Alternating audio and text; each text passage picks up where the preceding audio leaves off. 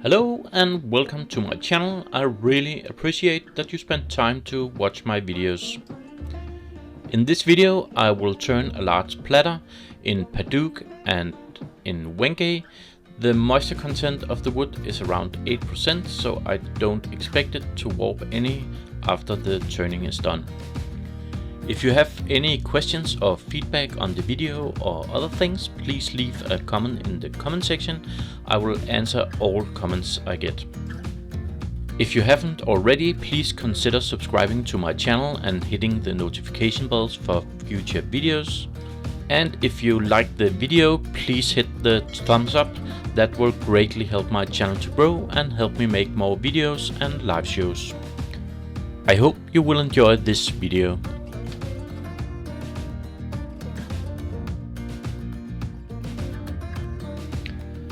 The piece is way too large to turn over the bed of my small record power lathe, so I'm going to glue two tenons on, one on each side as I'm doing here.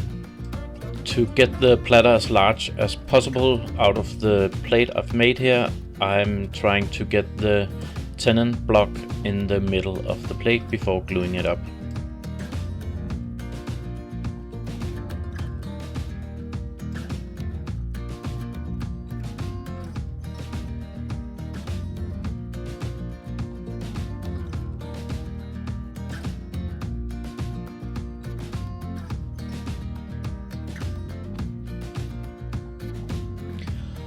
All the pieces of Wenge I had wasn't the same side, so I'm just planing a little here to glue on the other tenon, so I get a nice and firm hold from the glue.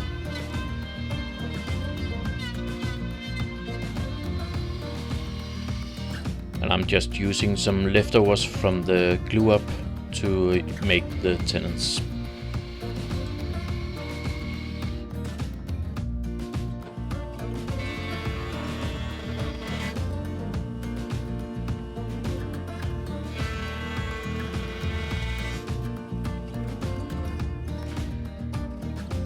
And here you see I'm going to glue up the other side, and that was a little bit of a mistake because I haven't rounded the piece off on the bandsaw yet. So you will see the fix to that in a little while, but the optimal would be to round it off now and then glue it on afterwards.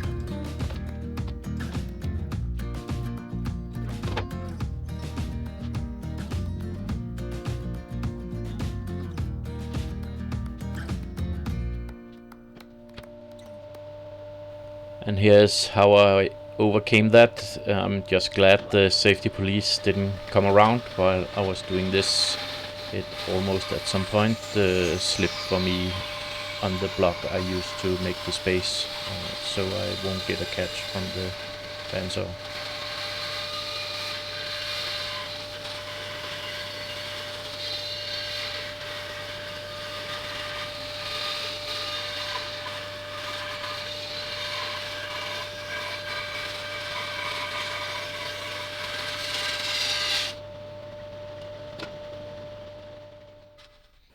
At this point the blank is around 19 inch, and I'm going to end up at around 19¼ inch when the piece is finished.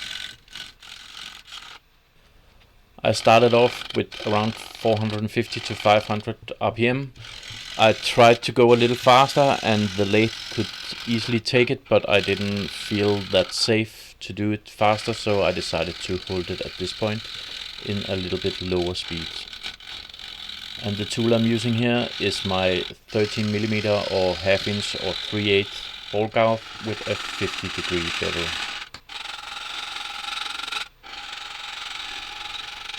Because of the little weird angle I stood towards the piece, if you can see, my arm is pretty close to the piece all the time, and I didn't want to by mistake rub my arm on it, so after turning the tenon fairly around I decided to take off the sharp edge at the outer part of the platter.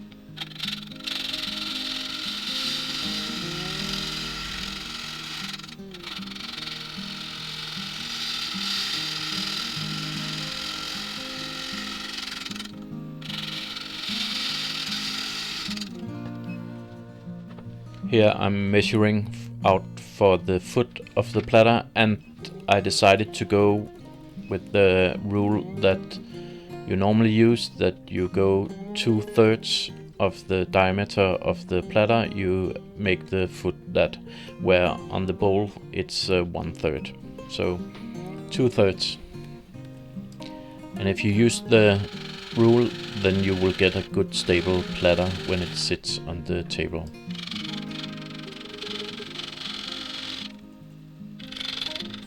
I'm using my 5mm Silverline parting tool to establish the foot on the platter.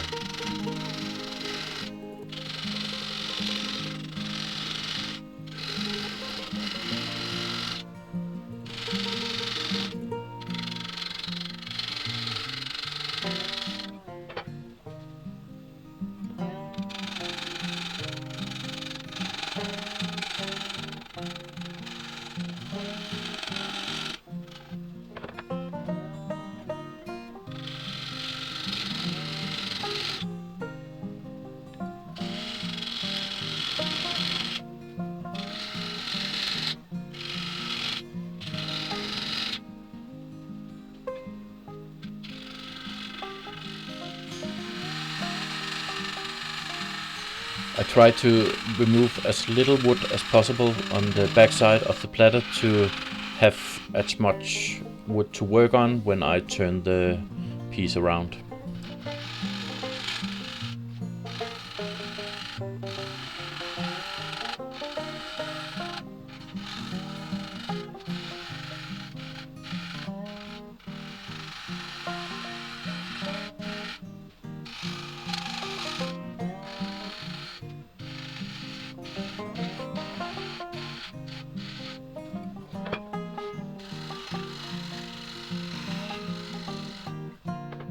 I had a little line just in the curve of the foot, and I used my spindle gouge to correct that. My ball gouge was a little bit too big to handle the job without taking off more wood. And to clear a single tool mark or two, I used my negative rake scraper and cleared that out nicely and sanded the inside part of the foot.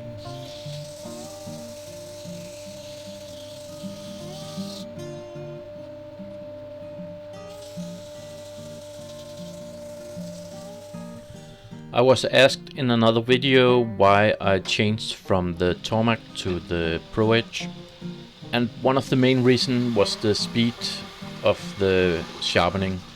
This is real time, and I put it on. I don't have to measure that the distance to the wheel or anything. With the bolt gouge it's more or less the same, almost, but when you use to sharpen the chisels and other tools, this system is way faster, and I'm getting as good as a result as I did with the Tormac, and then it's half the price. Before I had all the jigs I needed for the Tormac, I have spent $1,000, and with the Pro Edge I bought one system, and all I needed came in the package, and I spent half that, so $500. So that was one of the main reasons I used the Pro Edge. And speed, repeatability and price is the main reason.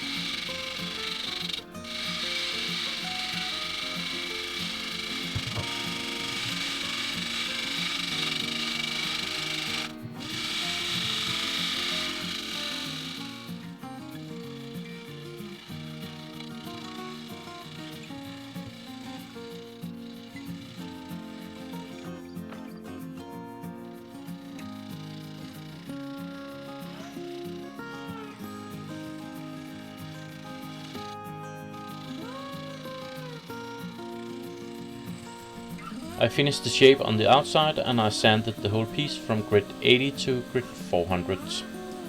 After the sanding I applied a coat of cellulose sanding sealer, and then I applied Yorkshire Grit abrasive paste normal, and then I applied the microfine afterwards.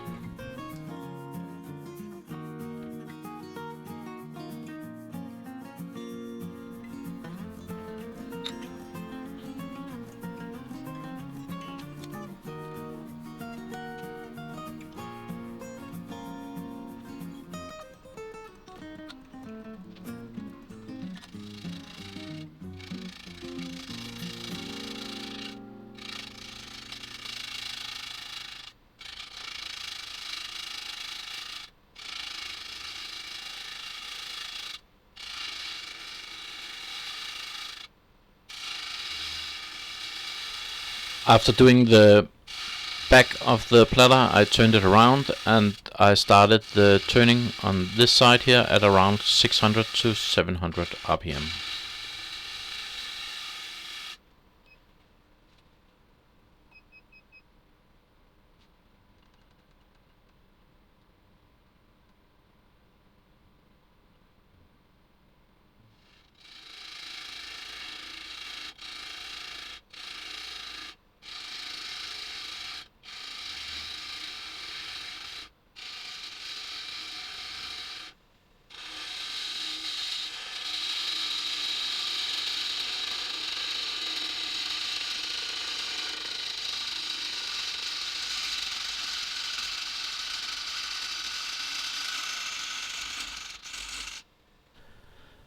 When I made the platter, I did it in steps towards the middle of the piece, but I was a little bit too aggressive and took too big steps at the time, so I removed too much stock inside the middle, so I started to get some vibration that gave me a headache later on in the turning. But at the end I managed to get it nice and flat and with a nice finish. And I will definitely remember to take smaller parts off and not remove stock from the middle before I reach that point, to keep the stability in the piece for as long as possible.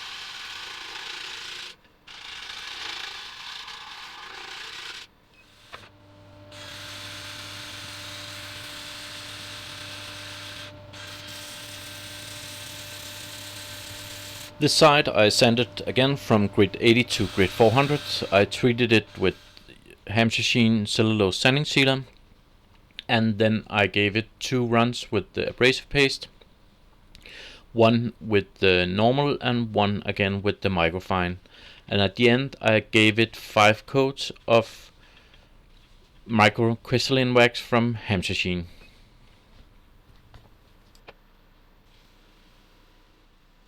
Thank you very much for watching my video. I hope you enjoyed it.